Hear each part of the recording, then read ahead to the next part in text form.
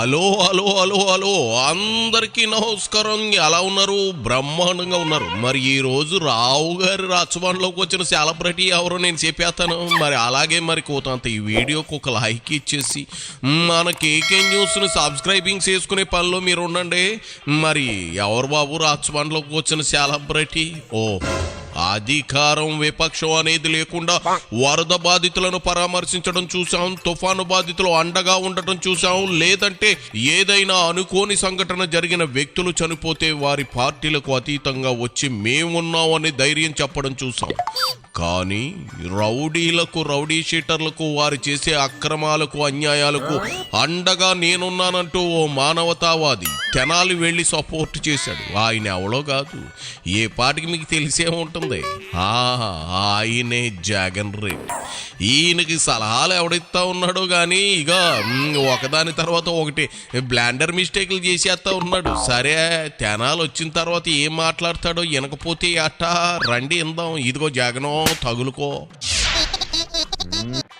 తెనాలిలో అసలు ఏం జరిగింది, తెనాలి ఘటన ఎందుకింత అన్యాయమైన ఘటన అని చెప్పి ఒకసారి లోతుల్లోకి ఒకసారి అందరం కలిసికట్టుగా పోదాం.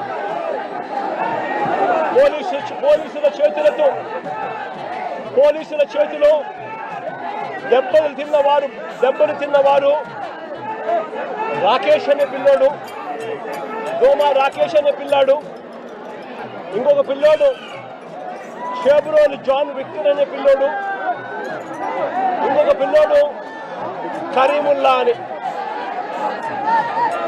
దళితులు, మైనారిటీ వర్గానికి చెందిన వ్యక్తి ఇంకొక పిల్లాడు. అంటే అణగారిన వర్గాలు, అంటే సామాజికంగా, ఆర్థికంగా వెనకబడిన వర్గాలు. వెనకాల ఉన్న వెనకబడి వర్గాల ఏంది ఇది జగన్ రెడ్డి? మతుండే మాట్లాడుతూ ఉన్నావా? ఏ వర్గం అయినా, ఏ కులమైనా తప్పు చేస్తే తుప్పురేగ కొట్టడమే పోలీసులకు తెలిసిన విద్య. అందులో తప్పే ఉంది? ఓ పోలీస్ కానిస్టేబుల్ని నడి రోడ్డు మీద వీళ్ళు కొట్టారు, అందుకే టిట్ ఫర్ టాట్ అన్నట్లు పోలీసులు బలం ఏంటో, పోలీసులు అంటే భయం దడా పుట్టేలా కొట్టారు. అందులో ఇసువంతైనా ఎవరికి తప్పుడు భావన అనేది రాలేదు. నీకెందుకు వచ్చిందో? ఒకసారి ఘటన ఎలా జరిగింది అనేది ఒకసారి గమనించండి. రాకేష్ అనే పిల్లోడు అసలు తెనాలిలో కూడా ఇక్కడ ఉండడు. తాను జొమాటో అనే కంపెనీలో ఉద్యోగస్తుడు. హైదరాబాద్లో తాను పనిచేస్తూ ఉన్నాడు. హైదరాబాద్లో పనిచేస్తూ ఉన్న ఈ రాకేష్ అనే పిల్లాడు, జొమాటో అనే కంపెనీలో పనిచేస్తూ ఉన్న ఈ రాకేష్ అనే పిల్లోడు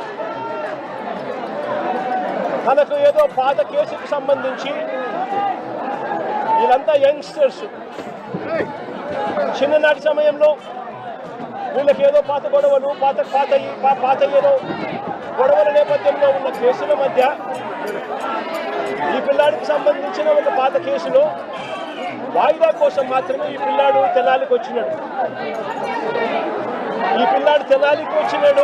కానీ ఈ పిల్లాడు ఇక్కడ పనిచేయడంలా, ఈ పిల్లాడు ఇక్కడ ఉండడంలా, హైదరాబాద్లో పనిచేస్తూ ఉన్నాడు జొమాటో అనే కంపెనీలో.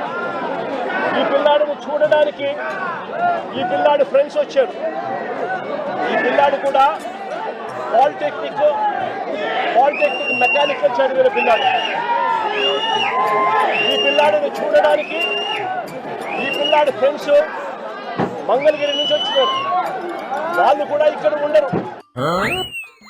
ఇది ఏమైనా రామాయణమా, మహాభారతమా? మొత్తం కథ చెబుతా ఉన్నావు. హైదరాబాదు వాడు తెనాలికి వచ్చి మంగళగిరి స్నేహితులతో గంజాయి కొట్టి పోలీసులు కొట్టారు. అది జరిగింది. ముందు ఆ భోగోతం చెప్పి జగన్ మొక్కేది అంటే చుట్టూ చూపించి ఇది ముక్కు అంటే అట్టా. అసలు పాయింట్లోకి రా. ఈ సొల్లంతా మాకెందుకు? మంగళగిరి నుంచి వచ్చిన పిల్లాడు విక్టర్ అనే పిల్లాడు. ఈ విక్టర్ అనే పిల్లాడు జూనియర్ అడ్వకేట్.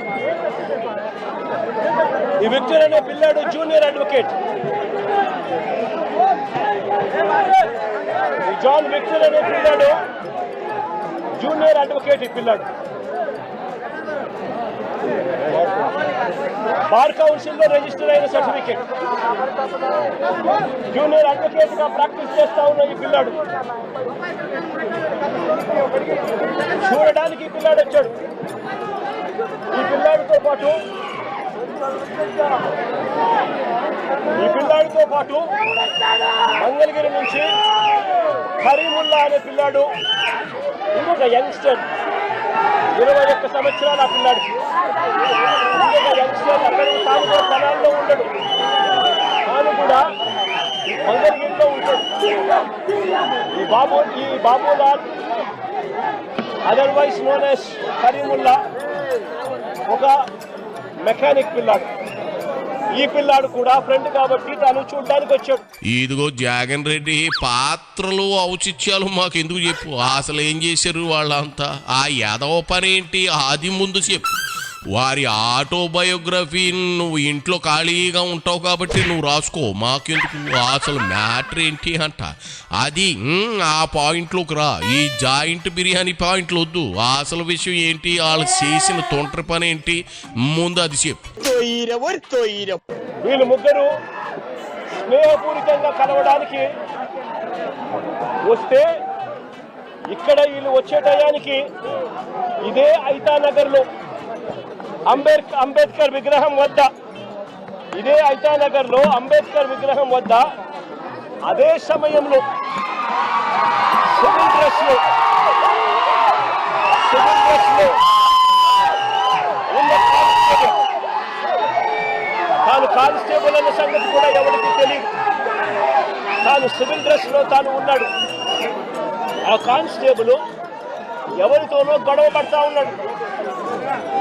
వీళ్ళ ఏరియాకి వచ్చి అంబేద్కర్ స్టాచ్యూ దగ్గర ఎవరో ముఖం తెలియని వ్యక్తి సివిల్ డ్రెస్ లో ఎవరితోనో గొడవ పడతా ఉంటే వీళ్ళు గొడవలో ఇన్వాల్వ్ అయ్యి ఆపడానికి ప్రయత్నం చేశారు. ఎందుకు మా ఏరియాకి వచ్చి ఇక్కడ గొడవ పడతా ఉన్నావు అని చెప్పి అడిగినారు. దొరికిపోయావు జగన్ రెడ్డా, చూసుకోబళ్ళా.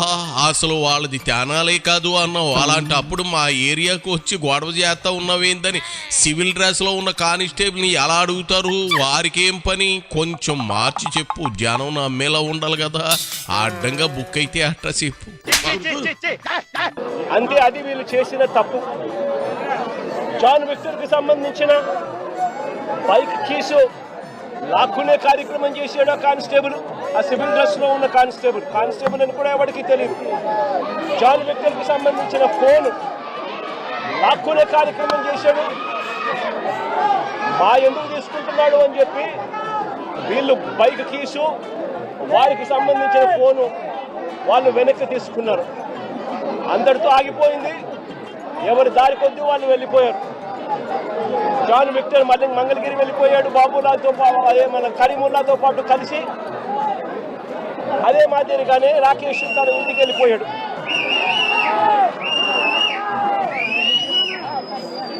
మళ్ళీ మరుసటి రోజు,